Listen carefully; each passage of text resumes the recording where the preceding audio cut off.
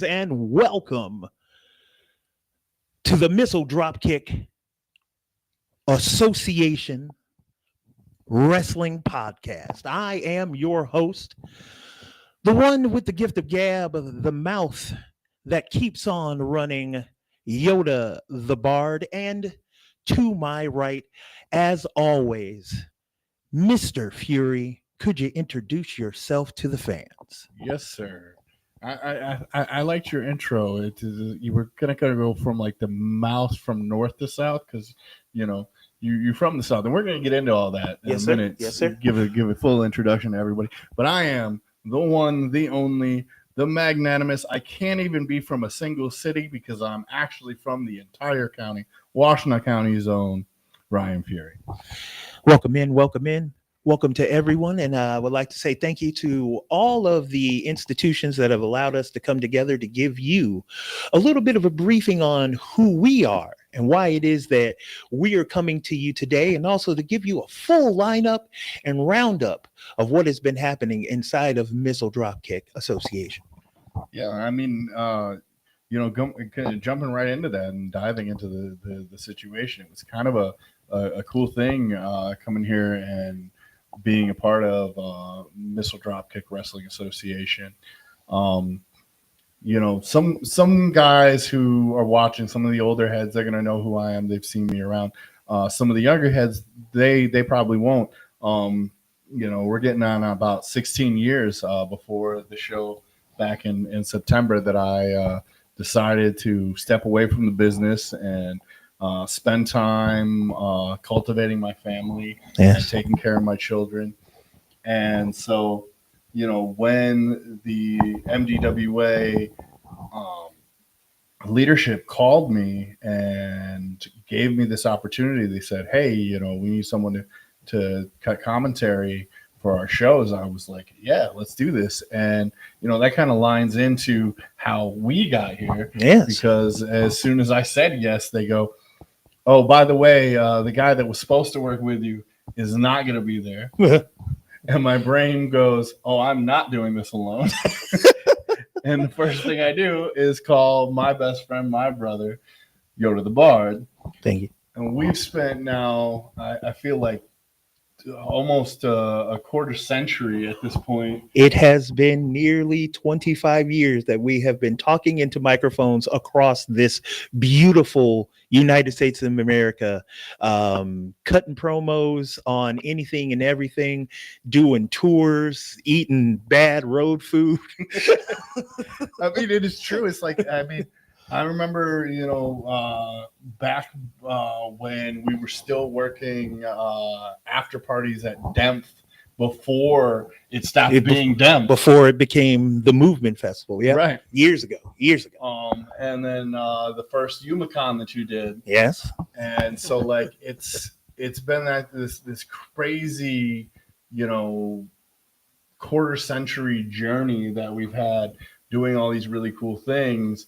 And to now be able to entertain these fans has just been a hell of a lot of fun. And I don't know if you got a lot of feedback from the show on Saturday, but the fans who were there live were able to actually experience us in the building. It was nothing but love. It was such a great. It is a fantastic atmosphere. It's a family atmosphere. It felt like we finally came home. If that sounds like a cliche, but it's not actually. It's been a part of this journey of us sort of cultivating a style and a repartee between the two of us that feels comfortable as well as knowledgeable. We are able to impart information in a way that makes it seem as though you're sitting right there inside of the action.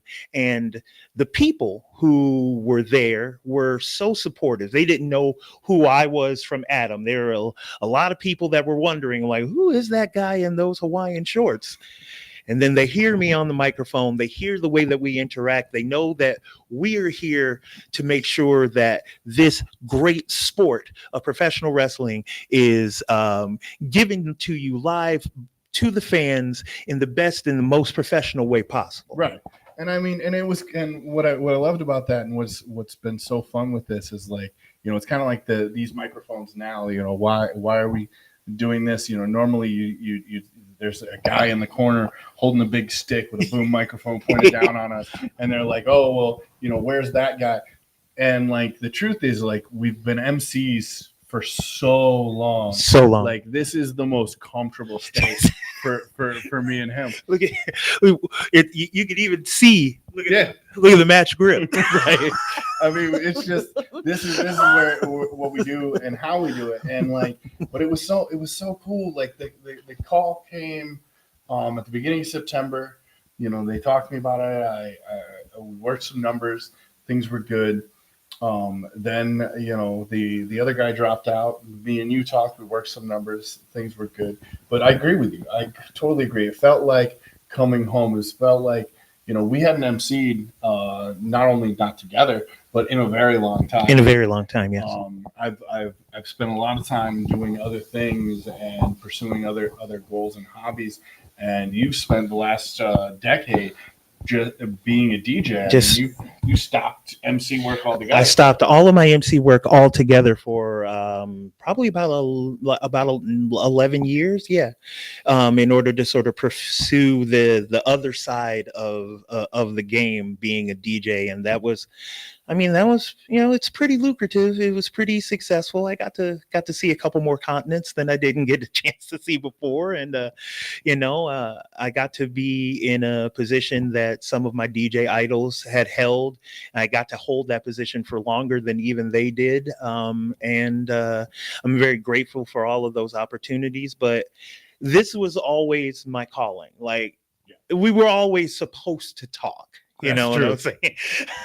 there was never a chance that we were not going to. And so I was sitting in my house, minding my own business, hanging out, not bothering anybody, and not doing a thing, just spending time with my lovely fiance. I get a call from Mr. Fury, and I'm like, well, I wonder what my brother wants to do. Like, it's always an adventure whenever I get a call from you.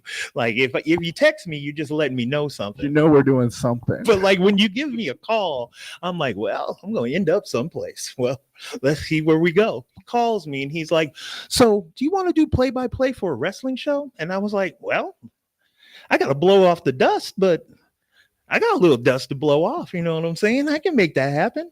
And so I got on to the Missile Dropkick Association's website, so I could see the last couple of shows and see what people were doing. I got to see Lou, and then I got to see H5. And I realized that this was an organization that I could get behind, because they were giving out hard-hitting professional wrestling action. Not the kind of stuff that everybody gets into, but the stuff that the hardcores will enjoy. Real characters doing real work inside of a real ring. You know what I mean? Right. You know what I mean? And so immediately I knew that this was something that I had, an opportunity I had to jump on. I had to jump in with both feet. And it's real easy to jump in and swim when you know that you have an accomplished partner in case you get a little stuck. Thank you, brother. I appreciate that. and I'm going to talk about some of those, because I mean, during my time wrestling, obviously, because we both worked in entertainment for so long. Yes. Most of my events you couldn't make it to, because you had your own events. You yes. had your other your stuff. Like sometimes we'd meet in the middle. Like I'd go wrestle a show. I'd meet you at another show. We'd go to work there, and that's how we would connect. But but very often you weren't around those people. And you brought up some names there. And Lucius is someone that I've known forever in this business. One of the first people I met while I was doing this, and I gotta say it surprises me. Yes. The attitude, the aggression, the way that he is handling things right now, and some people don't get it. Like they've seen him, just recently, but like for me, guys like Primetime Tommy Johnson, yes, people like Lou Crank. These are guys that I, traveled around Michigan with, worked many shows with. Lou was a man of the people, has always been a man of the people. He's been the man that all of my kids love watching this man wrestle. Like this is as everybody always wants to talk about the shoot, but this is the shoot. Like Talk to him. When it comes down to professional wrestlers in Michigan, Lou Crank is easily my kid's favorite wrestler besides their dad. Of course. And so like to watch this change in him and this attitude that he's had with Danny, and like I can understand feeling passed over. I can understand feeling ignored in this business. Often we feel like we're outcasted, but like to watch him just turn on his friend, to be this vicious monster of a kickboxer, which we all knew he had in him. That's where he comes from. I get it. But like giving that to the people, like that was not my expectation. Well, I recognized that something had changed in Lou by the recognition of the people that were surrounding him now.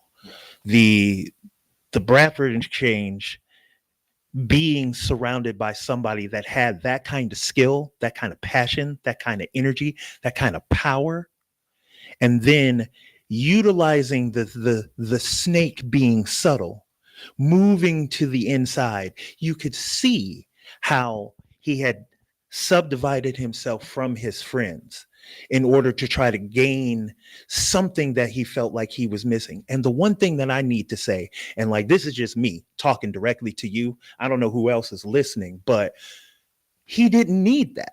Right. He always had the sort of passion, the drive, the energy, the skill set, the move set to be able to do anything inside of this business. But there's just something extra. There's a mean streak. There's a viciousness that have been unleashed, and I don't know if there's a coming back from this. You know what I'm saying? No, I completely agree with you. I don't know if there's an apology that will rectify the choices that have been made by Lou in his attempt and run towards the championship. And I say the attempt not to discredit his capabilities, but to talk about what happened, at the last show at Collision Course. Lou attempted to dethrone Danny Blaze, and I only say attempted because it was not successful. Not that he couldn't have done it, but more of what happened. I'm speaking purely on fact. And he did not succeed in doing that. And that's, when we talk about a guy like Lou who has that energy, who has that veracity, who could always have been lethal, didn't have to choose to say he was lethal, but be lethal. It's surprising that that's what he wanted to lean into, that he wanted to leave the fans. He felt that they were not pushing him far enough in his career. I'm going to push you guys aside. I'm going to push friends aside. I'm going to side with a man that, very honestly, going back to how long we've been doing these types of things together, Lou has been battling the Bradford exchange for 20 years. Jesus. He has always been on the other side of Johnny Bradford. He has been the most comparable hero, like I said. And now he is siding with the manager of champions, a man who will do anything just to make himself look grand and great. And it feels very out of character. But not to be a devil's advocate inside of the professional wrestling arena, but Sure. I'm noticing that there are a lot of individuals that seem to be leaning towards this idea of the siding with the Bradford exchange. I need to talk about this because this is a very scary time inside of Missile Dropkick. There was this band of hooligans, this band of ruffians, this band of assassins that showed up at the last show, Collision Course. These masked assailants that basically came in and destroyed several of our most popular wrestlers. Um, what do you think about this idea of the untouchables? What do you make of this? I mean, if we're going to talk about the Untouchables, which I know we have to. I think that this is a requirement, right? They are definitely a huge statement, if that's the least of what we say, of what happened at Collision Course. But we have to talk about how that started, right? Harrison H5 is out there, and the Untouchables come down and they assault him. That is the correct That turn is of the phrase. introduction, both to ourselves as being our first show with Missile Dropkick Wrestling Association, as well as to the fans to meet these people. This is the introduction to this group of people, and they're also wearing masks now. Right now, that's a weird place to be in, right? Like, that is a very politically charged idea. Correct. Of these masked assailants just showing up outside of a wrestling show and then picking and choosing who it is that they lay their assaults on. At the last show, you noticed that they picked the two champions, but they avoided the challengers inside of those championship matches. Yes. Like, it's very interesting who they are picking, because we have no idea who it is behind these masks. We don't know. All we know is that there's an association, even a vague association, or even a notion of who is behind these untouchables. Well, and that's part of the idea, right, with the mask, is that, they're being smart. Whoever these people are, it is obvious that they have decided to not only side with the Bradford Exchange at this time, but that they will do anything for their success, and in their quest for success. They are hiding their identity, not out of like, oh well, they're weak or whatever. No. The people they attacked, the damage that they did on its own validates that these are not weak individuals. Not by the slightest. What they are hiding themselves from, and this is the truth, it is a little bit cowardice, but I want to call out what it is. They're hiding themselves from everybody in the back, because there ain't no way that you're going to come out there, beat down the people the way that they beat them down at Collision Course. Have this takeover, like, you remember back when the beginning of the Horsemen, the first. Oh, I absolutely do. The first tag match with Ric Flair and Dusty Rhodes, when all of the Horsemen came in and beat down Dusty. That was the level of violence that we saw in September. The only reason why one of these individuals did not leave with a broken leg is because they did not jump off of the side of the cage. That was an incredible allegory and reference that you made, because that was the level of violence, the intensity level that they brought in. And if you notice, it wasn't just a sort of act of ferocity with no point or no purpose. They had a finishing move. They had themselves a coordinated attack with three individuals. That means that they have to know who each other are, and have been working together for at least a small period of time. The issue that I have, and the issue that I am always going to have, is, will there be enough individuals in the back that are willing to stand up to these kinds of anonymous attacks? Now, we saw that Tommy Johnson came out in order to try to scare him away a couple of different times, but it can't just be Tommy Johnson. No matter how much of a legendary wrestler, how much of a legendary professional that Tommy Johnson is, eventually it's going to catch up to him too. No, you're totally right. And speaking as someone who's been around the block a few times, Tommy's getting up there. So the reality is that there's only so many times that the legends can come out and bail out the new roots and the future prospects of this business. But I want to get on, Tommy, doing that defense. So, it started with them attacking Harrison. Yes. Tommy comes out, they scatter. Then we go on to the main event that night. Lou almost skates by with the championship on multiple occasions. Danny, even though he's the champion, he's looking almost as if he is the guy hunting for the title. Like he's having to work hard to maintain his championship, becoming easily one of the hardest working professional wrestlers in the MDWA.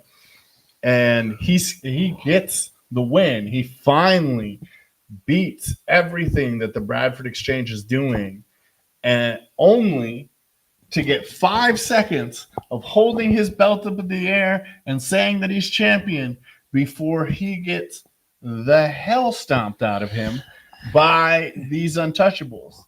And then you got to think like this. I just want to, like, you never did this, but I want you to just like take a moment for yourself, almost going back to like middle school bullying. Let's just go.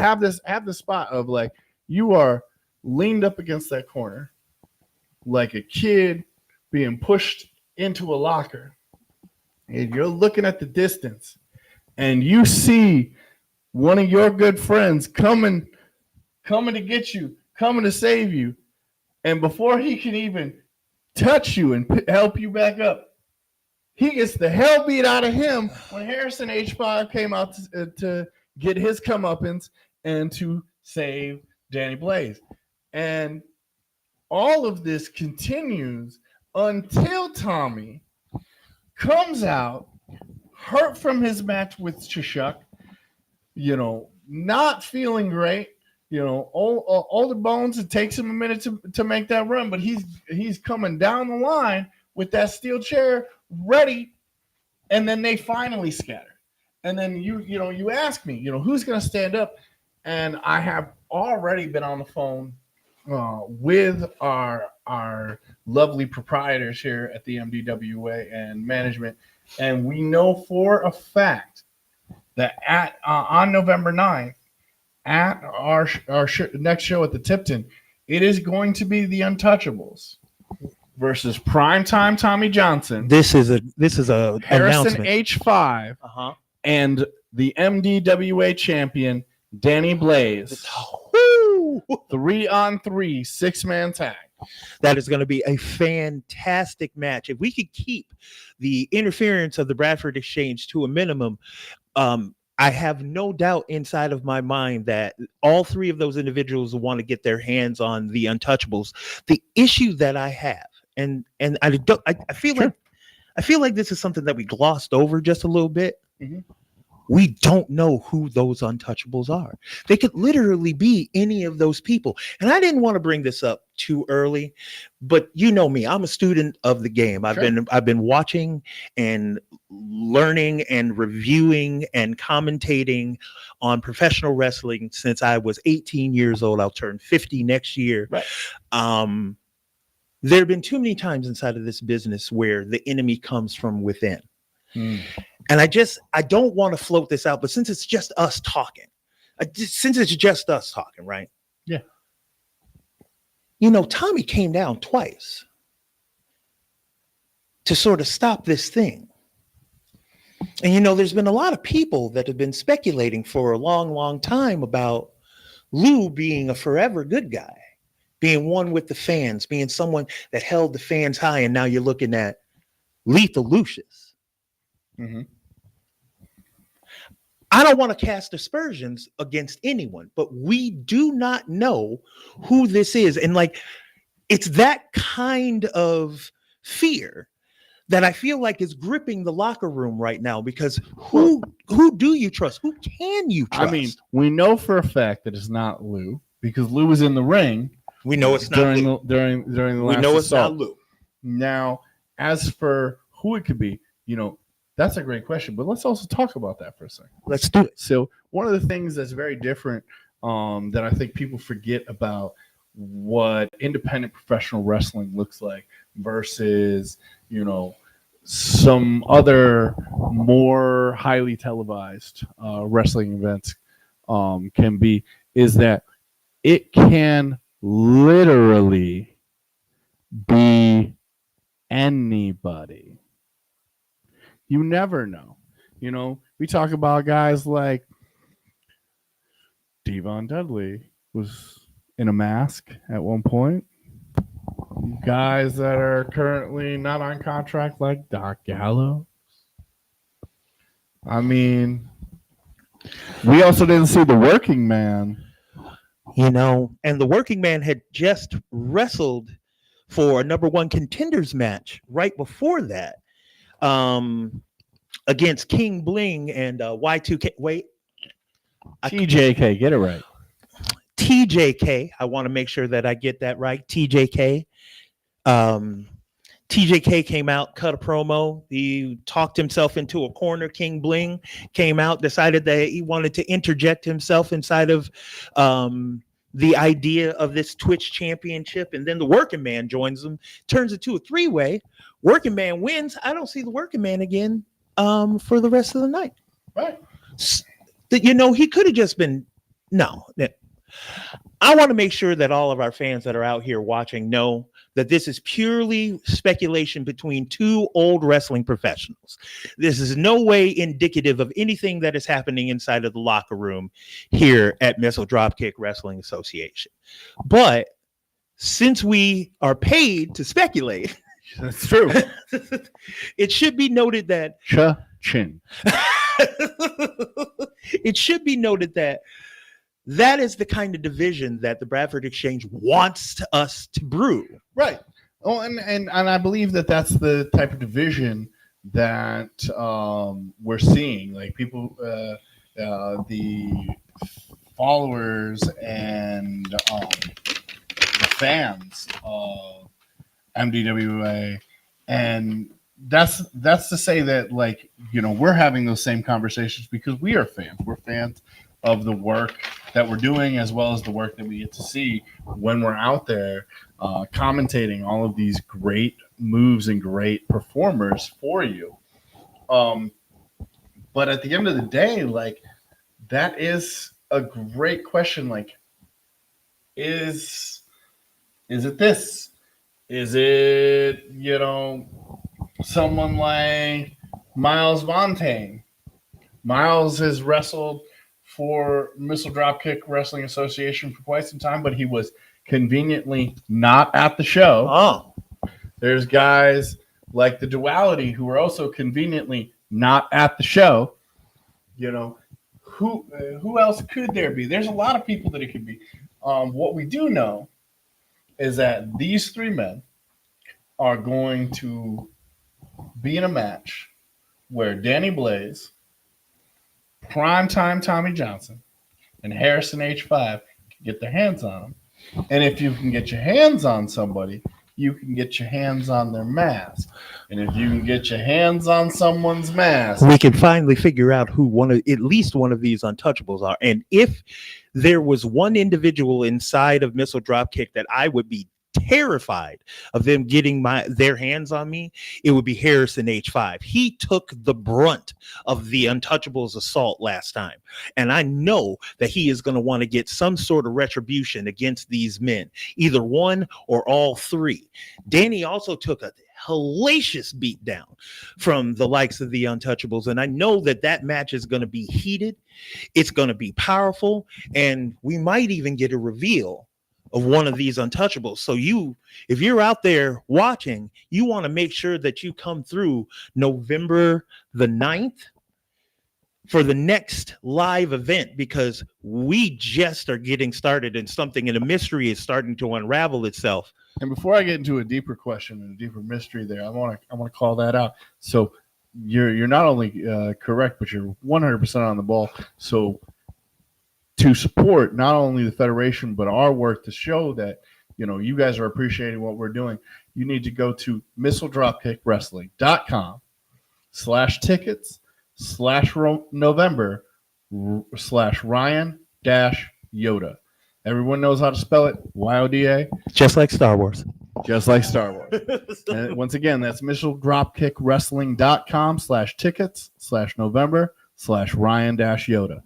And you can get your tickets for the Tipton Center for November 9th to find out what's going on. But I'm actually curious now when we talk about this. So now Danny is going to be busy.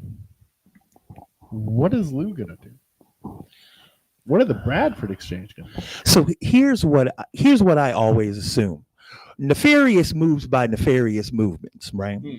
Now, when you have a highly trained martial artist, an ultra fit athlete like Lou, right? When you have that and the anger that has been unleashed inside of this athlete, right?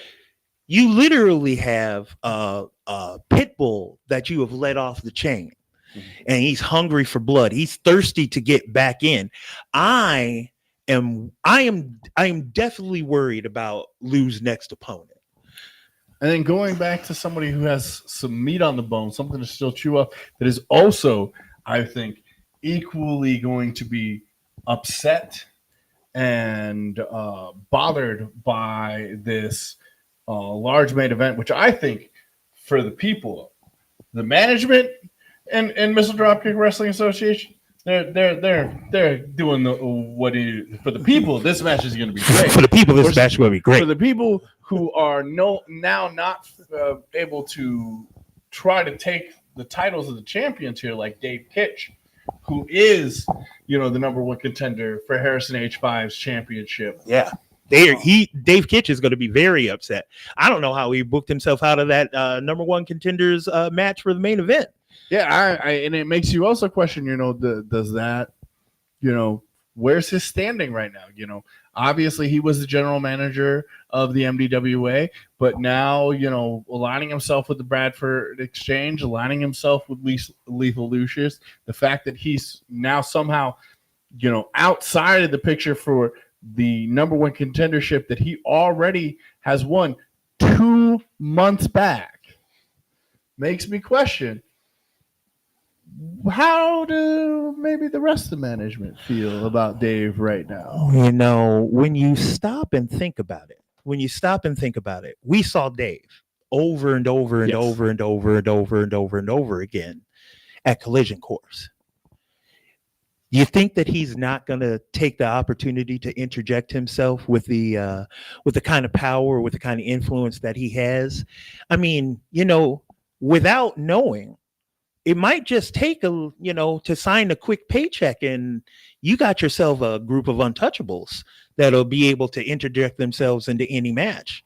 This is the kind of danger. Without knowing, a couple more paycheck signs a few more untouchables, so that way they can wrestle the people that are holding the championships that you want to take, so that way they can be injured and easier to pick at like vultures on a corpse. That would benefit someone like the let's say unscrupulous general manager Dave Kitch. Let's just say unscrupulous. How about that?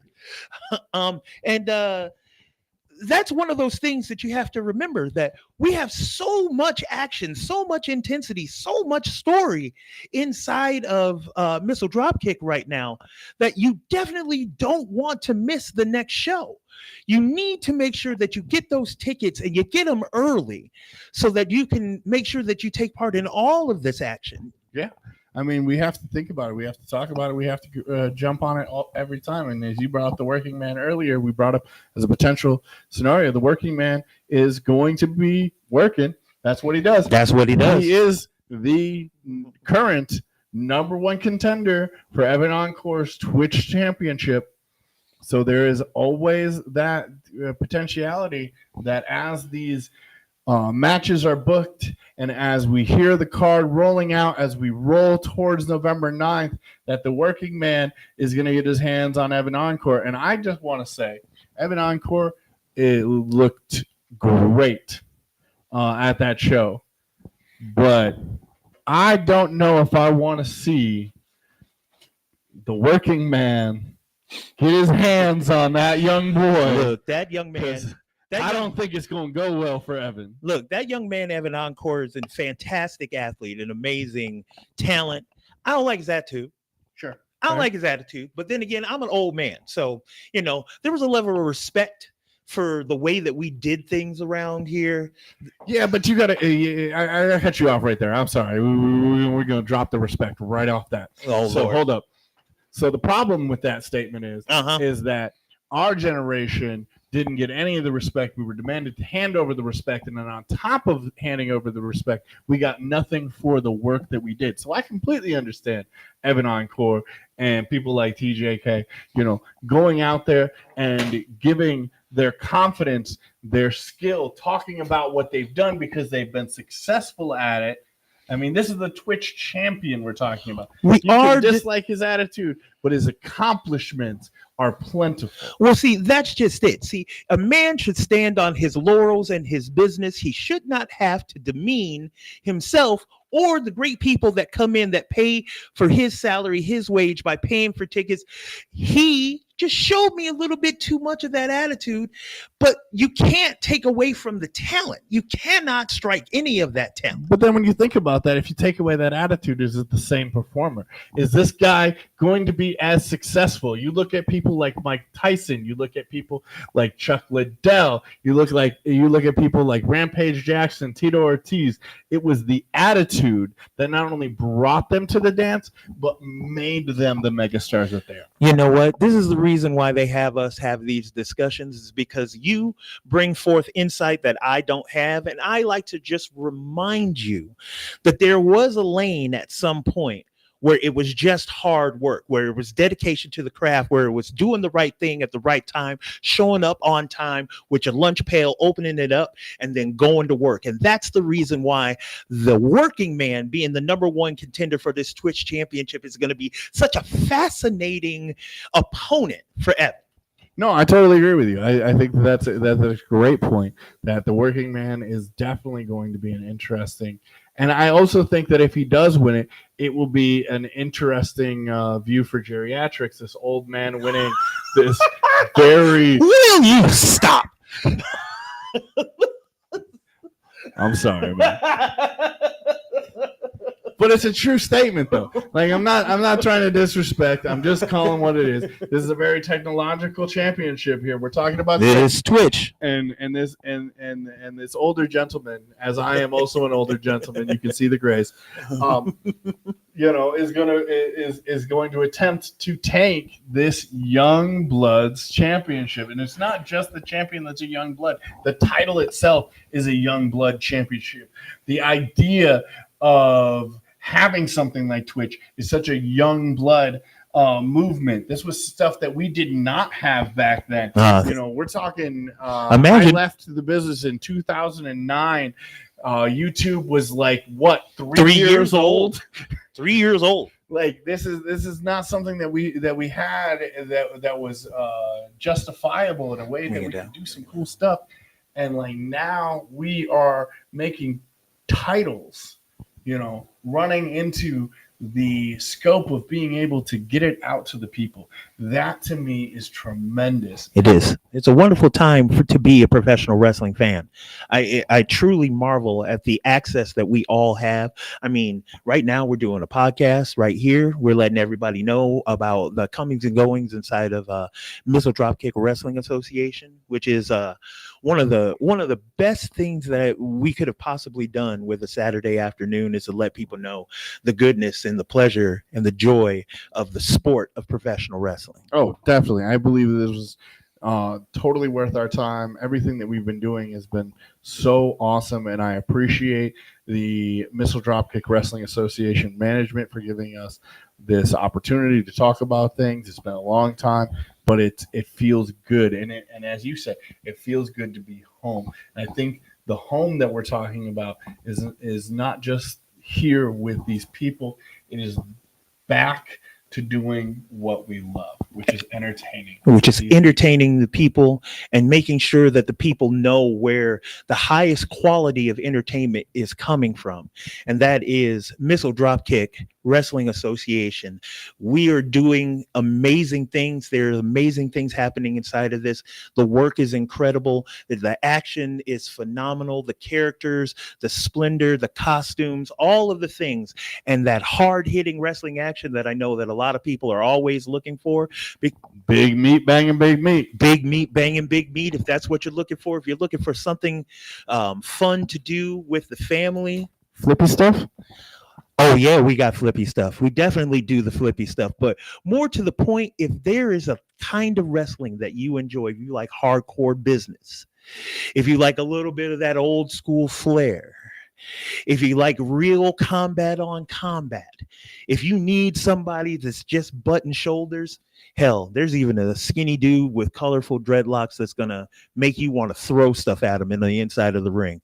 I mean, not me personally, but I mean, and going back to the oldest wrestling match ever, which was Ric Flair versus Kane with Abel on the line. Will you stop? You will see brothers fighting brothers, which is what we saw in September at Collision Course with Lethal Lucius and Danny Blaze. That right there.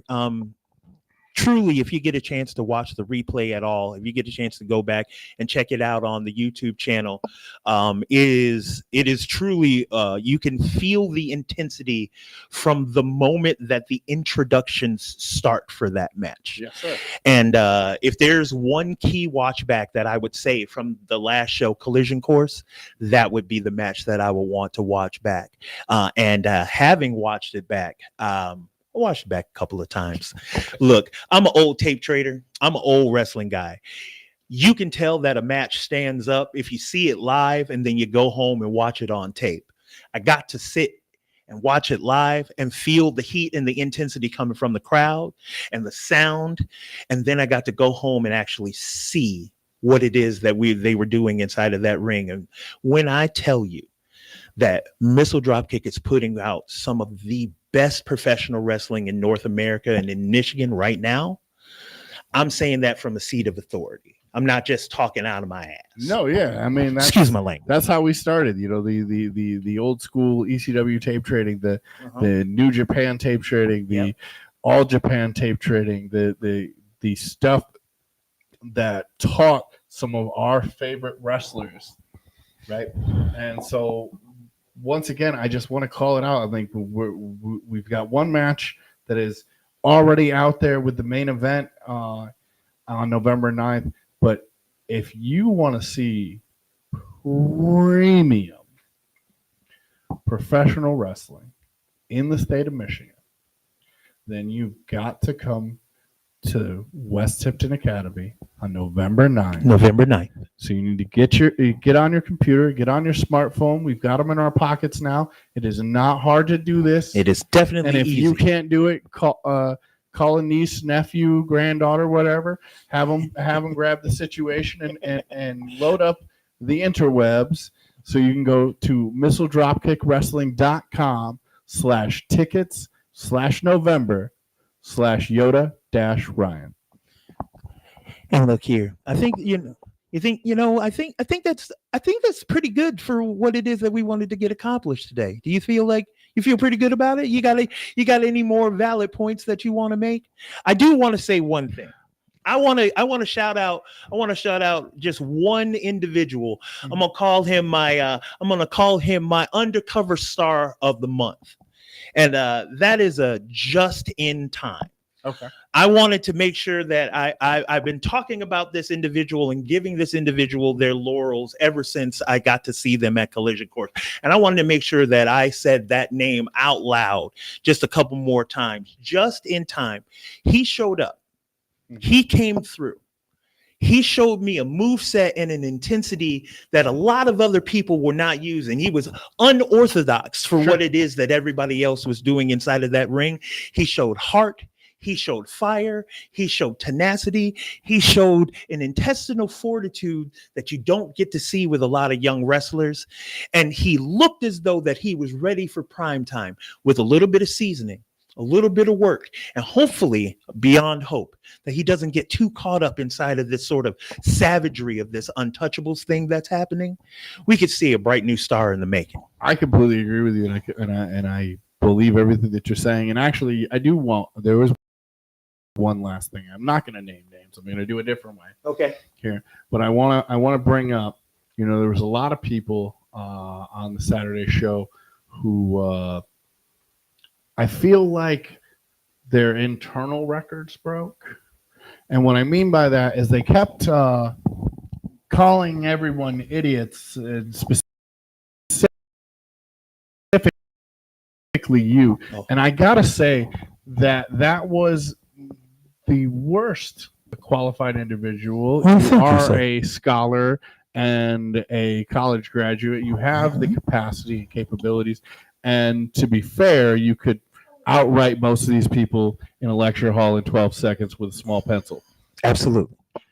So to say that you're an idiot is just a full out lie. I apologize. Yes, that's fantastic. I appreciate you. Thank you for saying that. That's really nice of you. No, you're a very smart person. So people should actually take what you're trying to say to heart, because the truth is that you really love this. Like, I know that we really liked the being MCs, being entertainers, being DJs, doing that work, doing music. That was always the first goal.